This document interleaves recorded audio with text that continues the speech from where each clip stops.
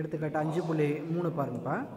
எடுத்துக்காட்டு 5.3 x + y whole power 6 இன் விரிவில் மைய உறுப்பினை காண்க. மைய உறுப்பினை காண்க. இப்போ கொஷின் என்னது? x + y whole power 6ஆ?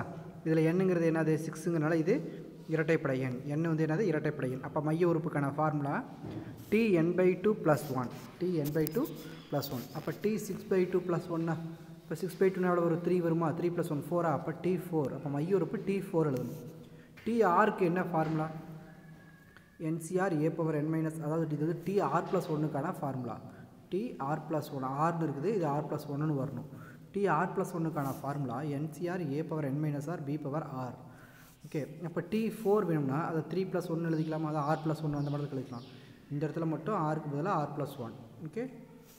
அப்போ 3 + 1னா NCR 6C3 a க்கு பதிலாக இங்கே x பவர் 6 - 3 bக்கு பதிலாக y பவர் 3.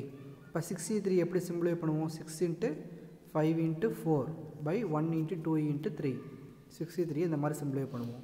இதை சிம்பிளை பண்ணால் 6 கேன்சல் ஆயிருமா? அப்போது ஆன்சர் 20 வருதா?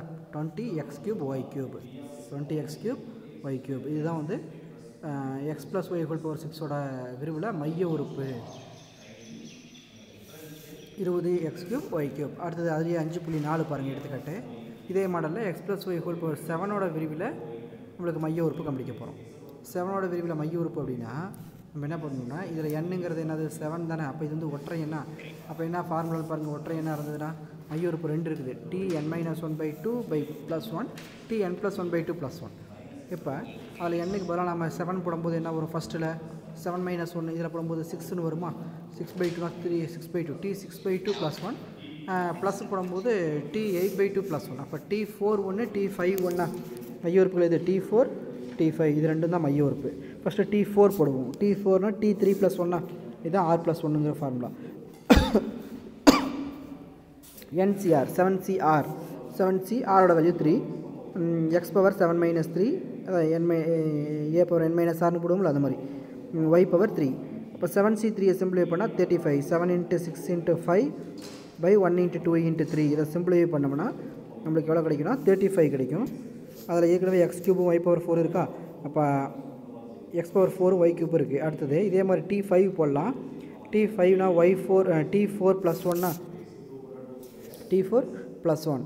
அப்போ அதை 7C4 x power 7 - 4 y power 4 எழுதிக்கலாம். இப்போ 7C4னாலும் 7C3னாலும் சேம் தான். ஏன்னா இப்படி 7C4 இருந்ததுன்னா இந்த 7லேருந்து இந்த 4 மைனஸ் பண்ணிக்கிட்டால் 3 வரும் இல்லையா? அப்போ 7C3க்கு அது ஈக்குவல். அதாவது NCR = NCn-rன்னு எழுதிக்கலாம். தேவைப்படும் போது இது எழுதிக்கலாம். எப்போனா இந்த ஆரோட வேல்யூ என்னோட வேல்யூவில் பாதிக்கு மேலே இருந்ததுன்னா இதை யூஸ் பண்ணுற நம்மளுக்கு ஆன்சர் ஈஸியாக இருக்கும். அதுக்காக அந்த ஃபார்முலா யூஸ் பண்ணால் அது 7C3. 7C3யோட வேல்யூ எவ்வளவு?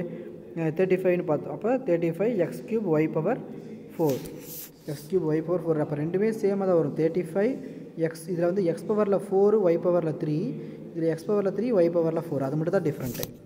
அடுத்தது பயிற்சி 5.1ல் 10th கொஷின் பாருங்கள். இதே மாதிரி n ஒற்றைப்படை Mikhail x + y whole power n விரிவில் மைய உறுப்புகளின் கெழுக்கள் சமம் என நிறுவுக. மைய உறுப்புகளின் கெழுக்கள் சமம் என நிறுவுக அப்படின்னு கொடுத்துருக்கா. 10வது கொஷின். இப்போ x + y whole power n விரிவில் மொத்த உறுப்புகள் எத்தனை இருக்கும்? n + 1 உறுப்புகள் இருக்குமா? அப்போ மைய உறுப்புகள் எது? n + 1/2 n + 1/2 + 1 அந்த உறுப்பு அதுக்கு அடுத்த உறுப்பும் இருக்கும். இதில் வந்து நம்ம என்ன பண்ண போகிறோம்? tr + 1க்கான ஃபார்முலா எழுதியாச்சு. NCR a⁻n-r b⁻r இது எழுதியாச்சு. அப்போது இங்கே பாருங்கள், இதில் tn + 1/2ன்னு போட்டால் என்ன வருது அப்படின்னு பாருங்கள்.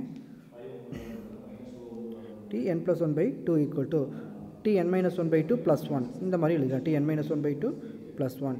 அப்போது NCR ஆரோட n - 1/2 x power n - n - 1/2 y power n - 1/2 இப்படி எழுதிக்கலாமா?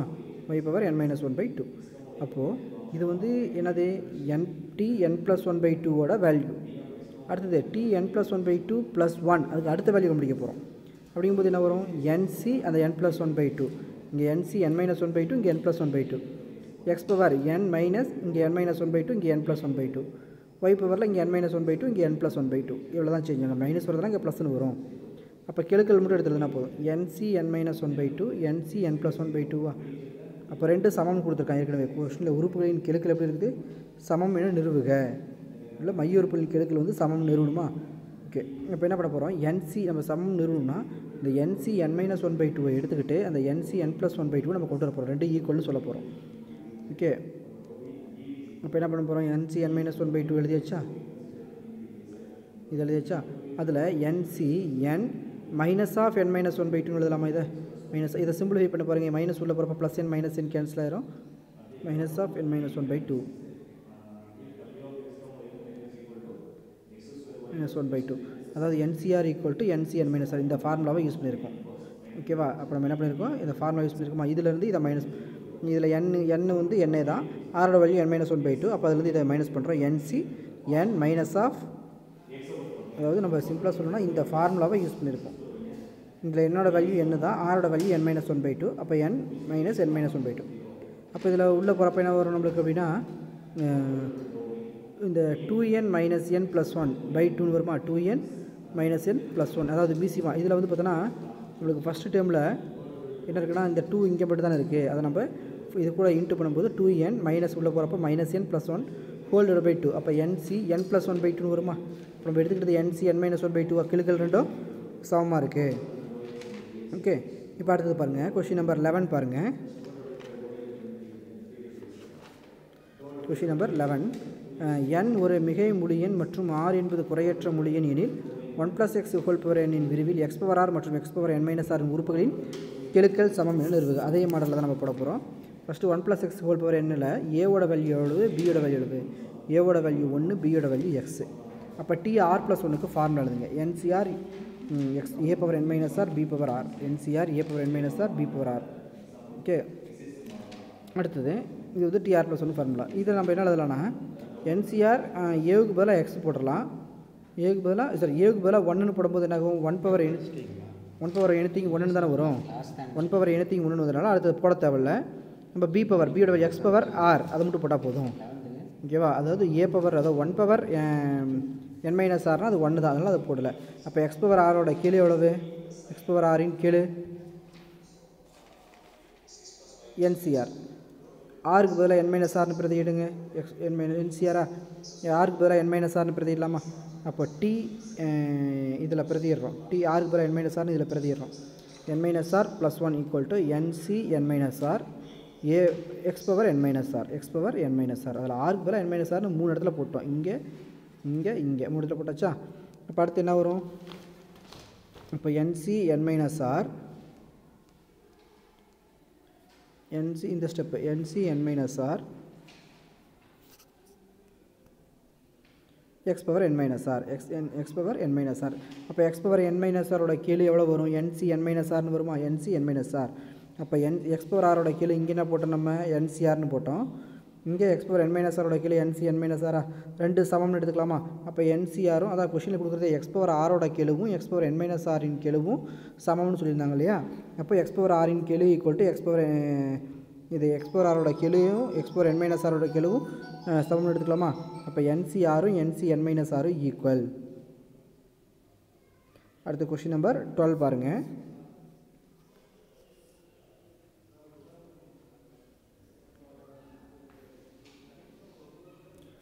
A மற்றும் B என்பவை வெவ்வேறு முழுக்கள் எனில் n என்ற மிகை முழு எண்ணிற்கு a⁻n - b⁻n ஒரு காரணி, a⁻n - b⁻n ஒரு காரணி வந்து a - b என நிறுவுக.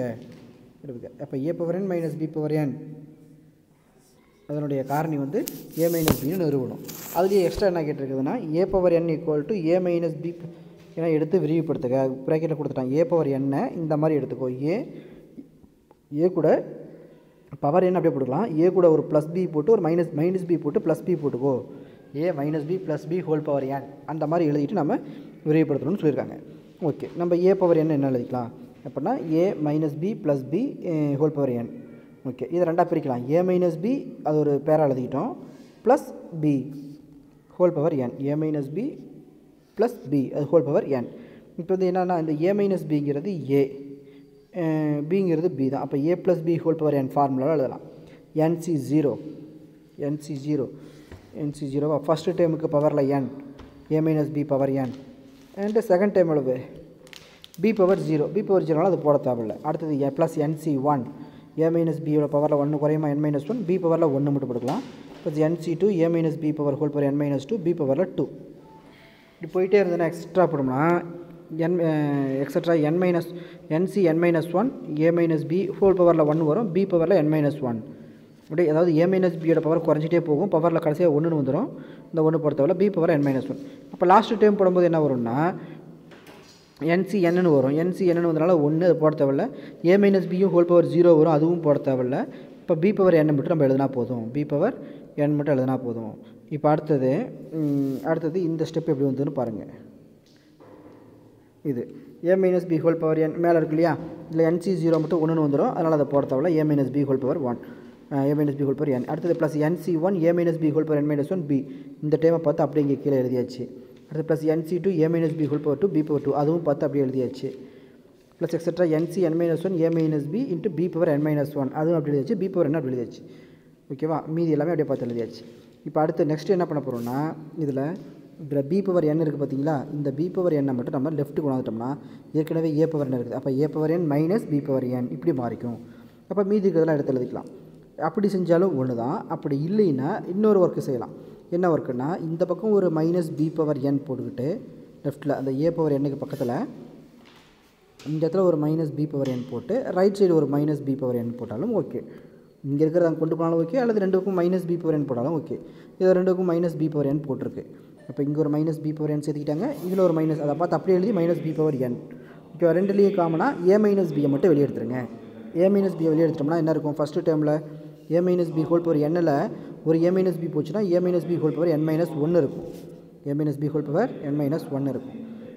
அடுத்தது a minus b whole power, இங்கே இதில் 1 மைனஸ் பண்ணிட்டு n-1 மைனஸ் 1 n-2 அது இருக்கும். அதே மாதிரி இங்கே n-2 இருக்கிறதுல n-3 இருக்கும், இங்கே n-1 இருக்கிறதுல n-2 இருக்கும். அந்த மாதிரி போயிட்டே இருக்கும் ஒரு மைனஸ் பண்ணால். இப்போ கடைசியாக லாஸ்ட்டில் நம்மளுக்கு என்ன வரும், இது ரெண்டே விட்டுருங்க, b power n b power minus n cancel ஆயிரும். அப்போது நம்மளுக்கு என்ன வரும்னா, first time second time n-1 n-2 ஆயிரும். அடுத்து n-2 n-3 ஆயிரும். அடுத்தது n-1 nc1 b power n-1 அப்படி தான் இருக்கும். இந்த a மைனஸ் b தான் வெளியே எடுத்துடணும். அது வரைக்கும் தான். மீது b power n minus b power n cancel ஆயிரும். அப்போ இந்த a power n minus b power n நம்ம எதால் வகுக்க முடியும், a மைனஸ் b ஆல் வகுக்க முடியும். அதனால் a மைனஸ் b ஒரு காரணி அப்படின்னு நம்ம சொல்லிக்கலாம்.